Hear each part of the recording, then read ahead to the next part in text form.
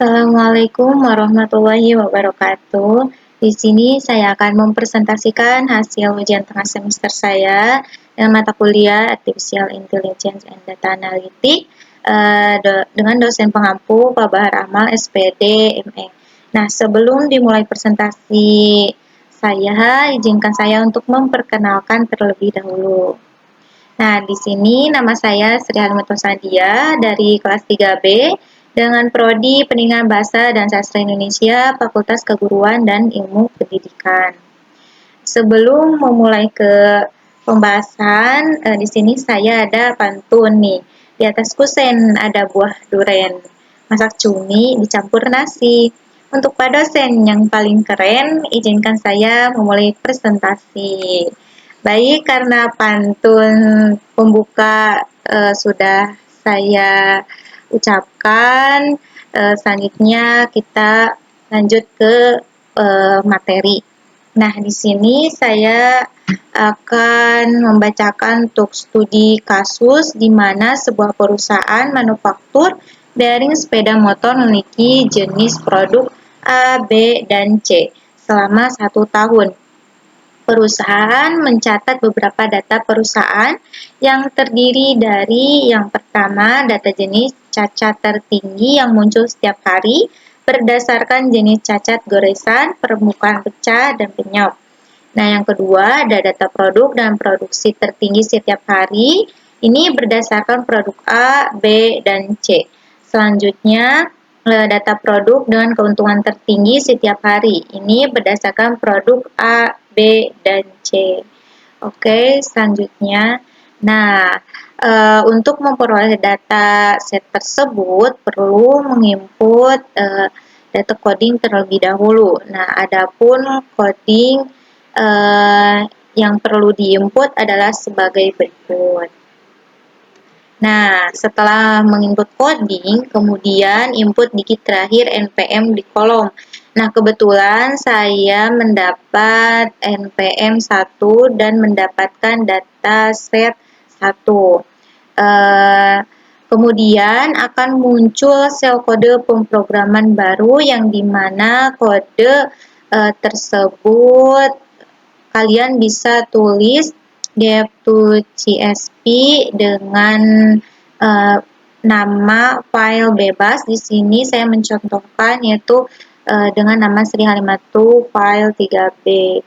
Nah, kemudian simpan file tersebut ke Google Drive atau laptop untuk mendapatkan data set 1.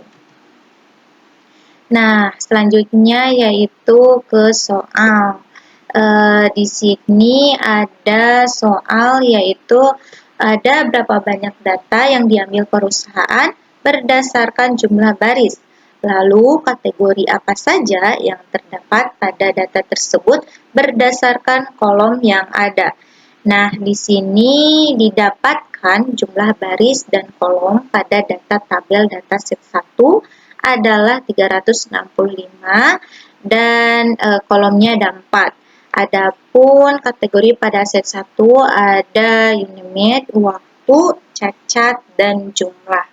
Nah, fungsi DFset ini digunakan untuk mendapatkan informasi mengenai dimensi data frame, yaitu jumlah baris dan jumlah kolom, yang dimana hasil tersebut diperoleh dalam kasus ini memiliki data frame yaitu 365 baris dan 4 kolom, yang dimana data tersebut berjumlah 364 data dan memiliki jenis cacat yaitu permukaan pecah, goresan, dan penyok. Nah, selanjutnya yang nomor 2 yaitu pada tanggal berapa dan jenis cacat apa yang memiliki jumlah cacat harian tertinggi dihasilkan. Nah, bisa dilihat untuk codingannya. Nah, data tersebut menunjukkan bahwa kategori cacat permukaan pecah memiliki jumlah cacat tertinggi sebesar 10 pada beberapa tanggal yang berbeda. Sementara kategori cacat goresan memiliki jumlah cacat terendah yaitu sebesar 1. Nah, hasil ini dapat memberikan informasi penting untuk memfokuskan tindakan korektif pada jenis cacat yang paling sering terjadi dan paling berdampak. Nah, lanjut ke nomor 3, yaitu berapakah total jumlah cacat untuk masing-masing jenis cacat produk yang tercacat di set data.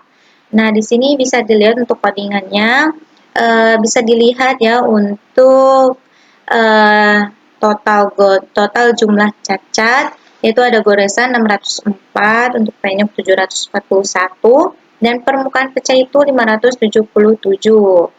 Nah, selanjutnya nomor 4 yaitu berapakah rata-rata jumlah cacat untuk masing-masing jenis cacat produk yang tercacat di set data.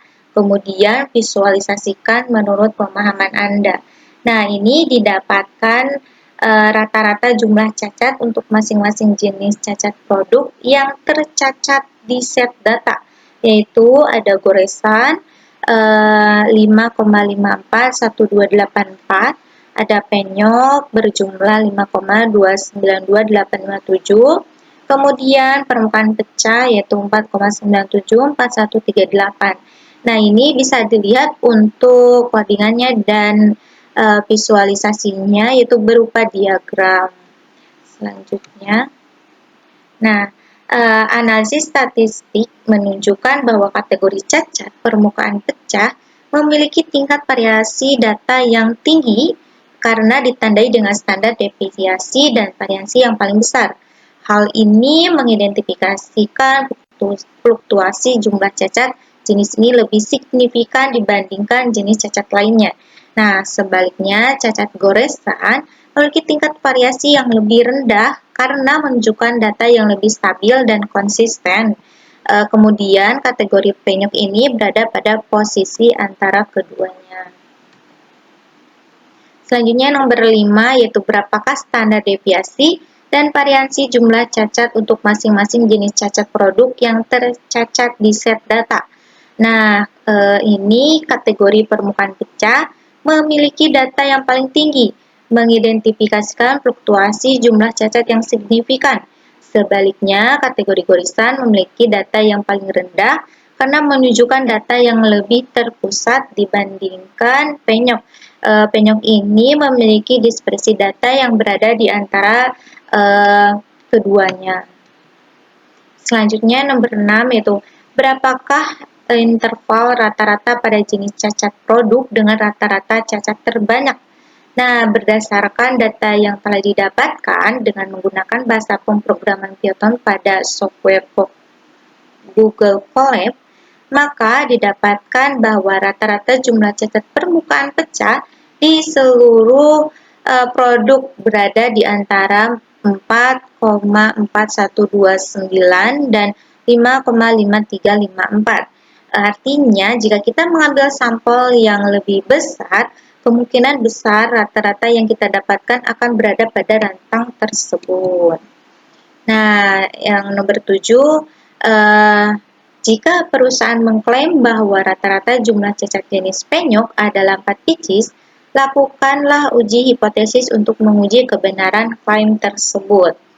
Nah, ini didapatkan uji hipotesisnya, yaitu hipotesis awal yang menyatakan rata-rata jumlah cacat penyok yaitu 4 pcs itu ditolak karena yaitu nilai terhitung adalah 5,208511881914448. Nah, untuk nilai kritis bawah dari tabel adalah min 1,97717772447612224. Nah, untuk nilai kritis atas dari tabel adalah 1,977177724461122. Nah, kesimpulan yang didapatkan adalah kode ini melakukan uji tes satu sampel untuk menguji apakah rata-rata jumlah cacat jenis penyok secara signifikan berbeda dari 4 biji. Jika nilai terhitung berada di luar daerah penolakan, yaitu di luar interval nilai kritis, maka kita dapat menyimpulkan bahwa ada bukti yang cukup untuk menolak klaim bahwa rata-rata jumlah cacat adalah 4 digit. Nah, ini adalah link Google Colab-nya. Nah, karena pembahasan materi sudah saya presentasikan, di sini ada pantun untuk menutup presentasi saya. Makan nasi pakai soto babat, rasanya bikin ketagihan. Semoga presentasi ini bermanfaat. Sampai jumpa di lain kesempatan. Baik, itulah hasil presentasi dan pantun pembuka, dan tadi ada pantun penutup. Sekian dari saya, mohon maaf bila ada kata salah baik dalam ucapan maupun tingkah. Terima kasih. Wassalamualaikum warahmatullahi wabarakatuh.